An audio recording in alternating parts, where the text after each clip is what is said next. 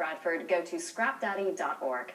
From scrap metal to scrap doll parts, we're back at the Texas Art Asylum where Ramona Brady and Jennifer McCormick explain the concept behind their second-hand superstore.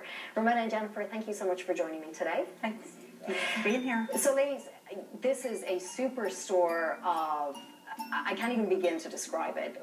What is this and where are we? It's a creative reuse center. So it's sort of a Goodwill or Salvation Army for artists. Everything's donated, and then artists and craftspeople, educators, students, collectors, all sorts of people come in and are interested in the inventory that we have here that's been donated. Everything that we see here on the shelves, you guys have gone through and picked through? Yes, so it's like a curated garage sale, sort of. It's like the greatest garage sale you've ever been to. And so I'm sure people can spend days and days if they're picking through. I think our record was 5 hours. Longest customer visit ever was 5 hours. And so everything comes from anywhere and everywhere, but what sort of things do you have here? All sorts of things. Things that people typically would throw away, like broken toys or things that don't work or games that are missing pieces, scraps of fabric, yarn. People, invest heavily in a new craft or a new hobby and then decide it's really not for them, and it's stuff that you can't really donate anywhere else, and that's great for us. We had a lot of really good word of mouth early on from the creative community, and a lot of people would come in and say, so-and-so told me I had to get over here right away. And you hear people calling each other from inside the store.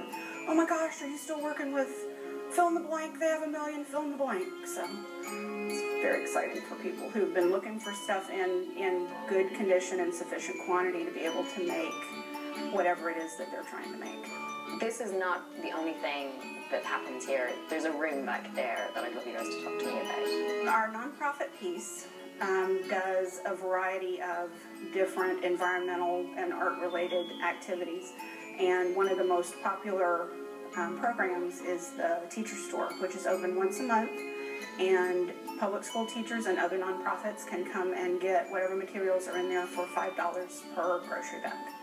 I know behind me right now they're doing a class, so what sort of classes do you offer? Because you've got so many ideas, I would imagine, here for crafting projects. We do all kinds of things. We do whatever people are asking for, certainly.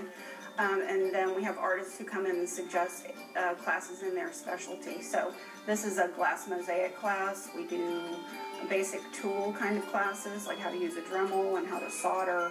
We do assemblage, we do collage, all sorts of different things. Thank you so much, ladies. Now, where can people go to find out more information about the Texas Art Asylum? TexasArtAsylum.com. That's straightforward.